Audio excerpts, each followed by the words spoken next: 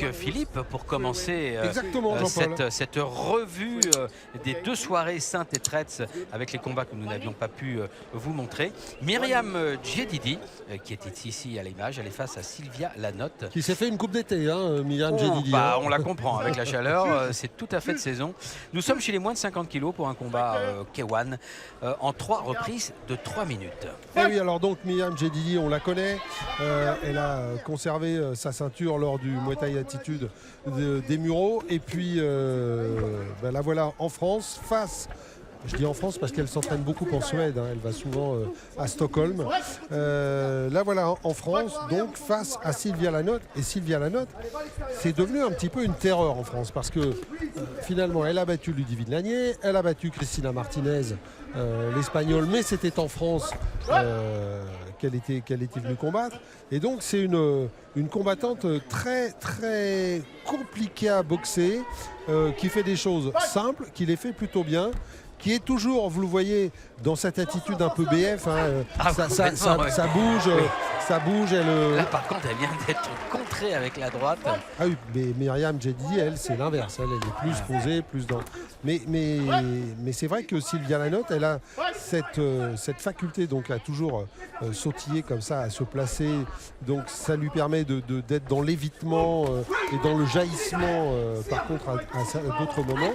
Et puis surtout, c'est une tacticienne. Alors italienne, c'est normal, hein, en Italie la tactique ça compte, mais c'est une tacticienne hors pair, Sylvia Lanotte. Ouais, Sylvia qui est un petit peu décontenancée là, dès l'entame de ce combat, parce que ça fait 3 fois que Myriam saisit la jambe, même si le geste n'aboutit pas complètement. C'est un petit peu déstabilisant.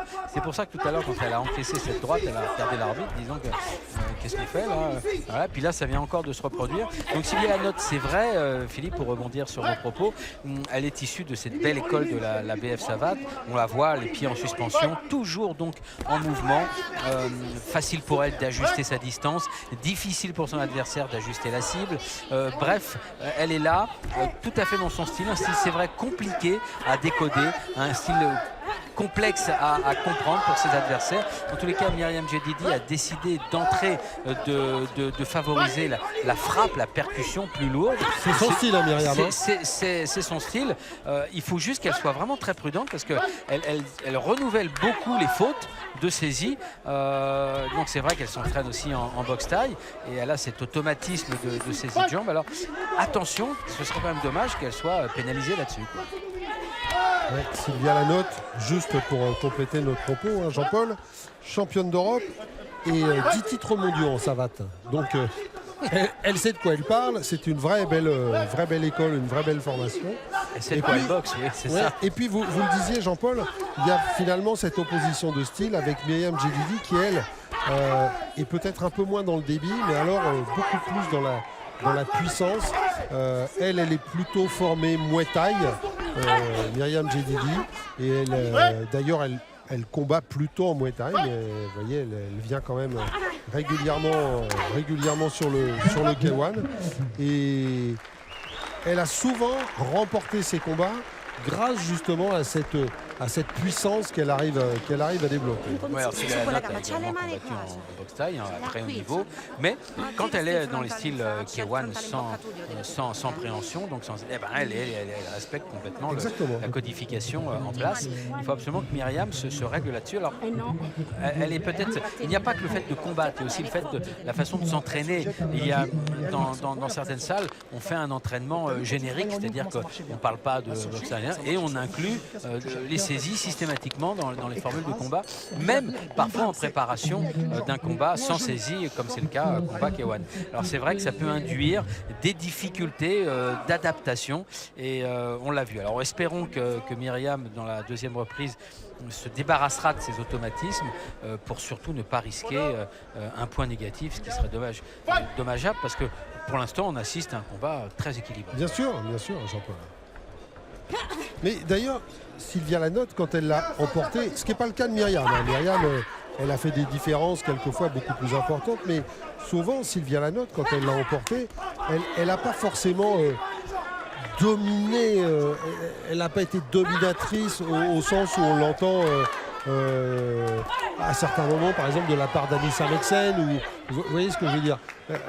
elle construit ses combats, elle construit ses victoires. Et voilà, c'est une boxeuse qui est plutôt dans ce registre-là. Et on parlait de tactique avec les 100 combats qu'elle a disputés. Eh oui. Elle a une énorme expérience, Sylvia Lanotte, et ça aussi, ça compte beaucoup. Hein. Oui, surtout qu'il y a dans ces 100 combats, il y a beaucoup de combats de BF Savate qui sont moins usants que des combats de boxe thaï. Ce sont des combats, c'est jamais plus de 2 minutes par reprise, car il s'agit de reprises en BF Savate, pas de round. Et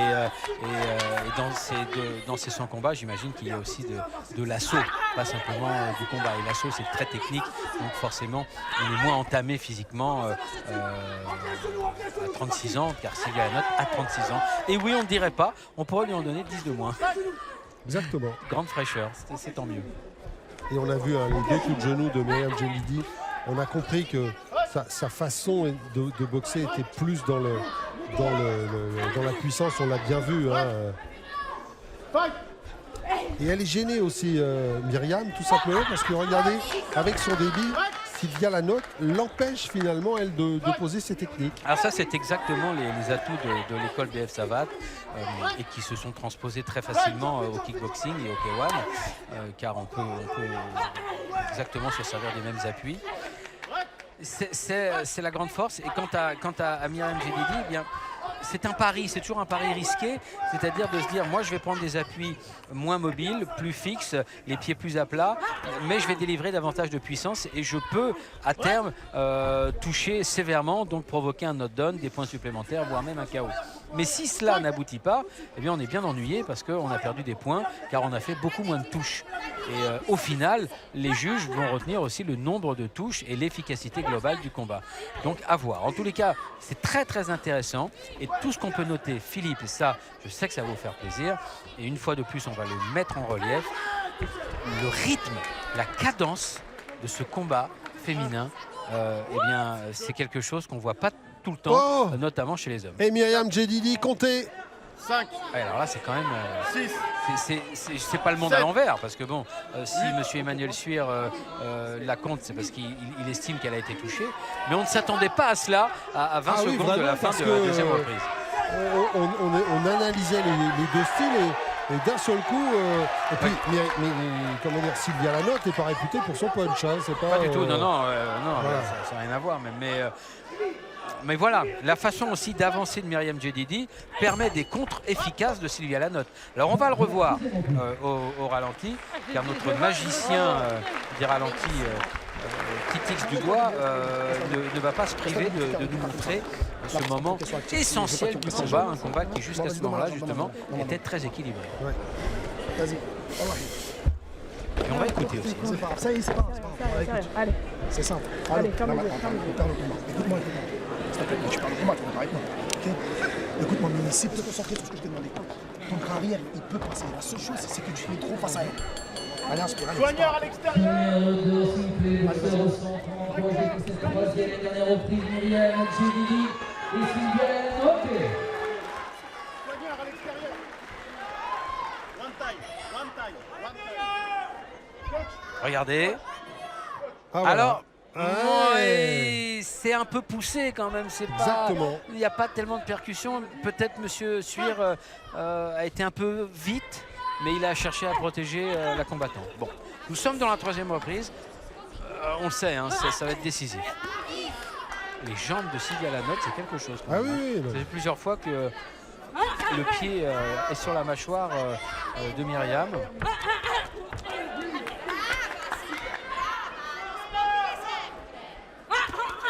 Et encore la gauche, et encore la saisie. Et encore la saisie. Oh là là, alors là, c'est entre le compte maintenant.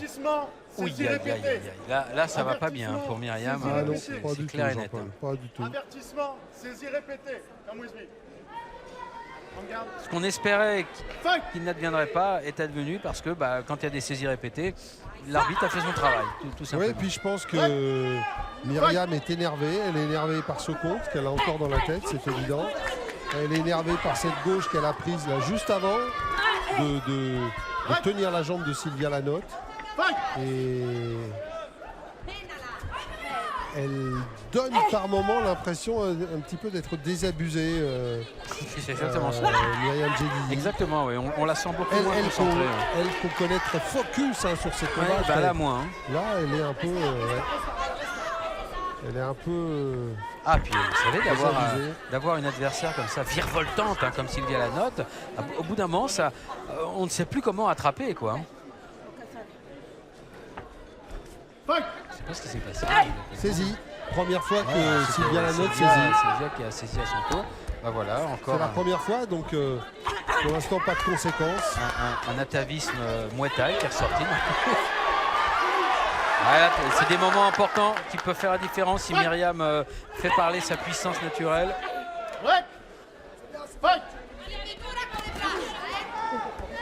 Car rien n'est jamais joué. Regardez comment Sylvia Lanotte est maline dans sa façon de boxer. Ah non, mais elle est servie par un jeu de jambes. Regardez.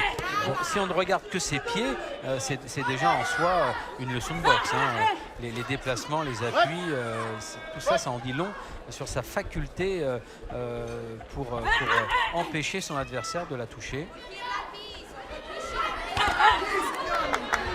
Il en a out en permanence. Et puis surtout, elle désamorce complètement Myriam Jedidi. Elle désorganise. C'est incroyable. Ah, oui.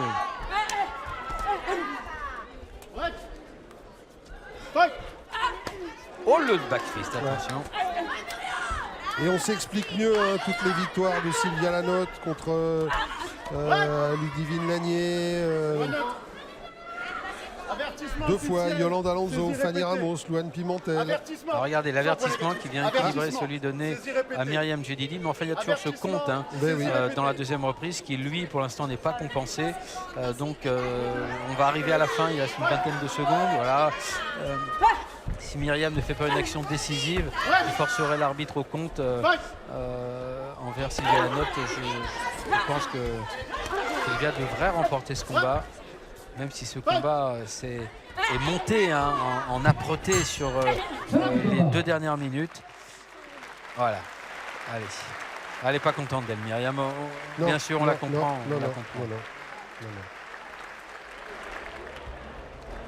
On a bien vu. Hein. Regarde, vous avez vu cette gauche. Et derrière, pof, la saisie. Voilà. Et oui. Ah, puis il y a eu quelques high kicks qui sont venus chatouiller la face de Myriam. Toujours très désagréable hein, de sentir le pied de son adversaire qui vient se coller contre votre joue. On n'aime pas. Le kick intérieur, la droite au corps. Hein. Elle n'oublie pas les zones ouvertes. Hein, mais je vous dis, Jean-Paul, comme d'habitude, elle a fait complètement déjouer son adversaire, Sylvia. Il ne faut pas ouvrir la fenêtre. Et déclaré vainqueur à l'unanimité des juges. Blue corner, Sylvia Lanotte. Voilà, sans surprise, hein, Philippe, Sylvia Lanotte donc déclaré vainqueur de ce joli combat.